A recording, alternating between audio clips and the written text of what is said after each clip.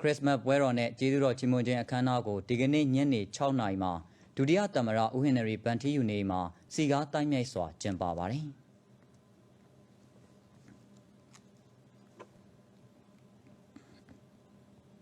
အခမ်းအနားမှာသိက္ခာတော်ရဆရာတော်ဒေါက်တာဂျေရယ်ဗွေကဓမ္မဂုဏ်တော်ကြီးမွန်ပြီးဆုတောင်းမေတ္တာပို့သပါတယ်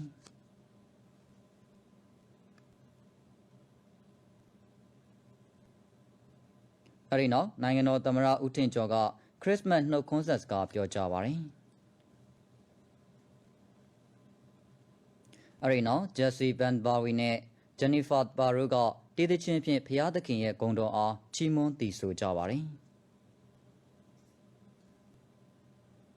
အဲဒီနောက်နိုင်ငံတော်၏တိုင်ပင်ခံပုဂ္ဂိုလ်ထံမှပေးပို့တဲ့ခရစ်စမတ်နှုတ်ခွန်းဆက်သုံးဝန်လွှာကိုပြည်ထောင်စုဝန်ကြီးဦးကျော်တင့်ဆွေကဖတ်ကြားပါတယ်အဲဒီနောက်ဒုတိယသမ္မတဦးဟင်နရီဗန်ထီယူကခရစ်စမတ်နှုတ်ခွန်းဆက်စကားပြောကြားပါတယ်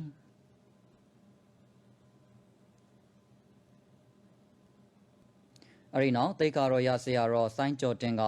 ခရစ်စမတ်ဒေသနာတော်ကိုဟောကြားပြီးသိက္ခာတော်ရဆရာတော်ဒေါက်တာအောင်မန်းကပြည်ထောင်စုသမ္မတမြန်မာနိုင်ငံတော်နဲ့နိုင်ငံသူနိုင်ငံသားများအတွက်မေတ္တာပို့ဆုတောင်းပါတယ်အဲဒီနောက်နိုင်ငံတော်သမ္မတနဲ့အခမ်းအနားသို့တက်ရောက်လာကြသူများဟာခရစ်တော်မွေးနေ့မိတ္တဟာယညစာကိုအတူတကွသုံးဆောင်ကြပါတယ်။ညစာသုံးဆောင်နေတဲ့အတွင်းဒေသရှင်များကခရစ်စမတ်ဒေသချင်းများဖြင့်တီးဆိုဖျော်ဖြေကြပါရခင်ဗျာ။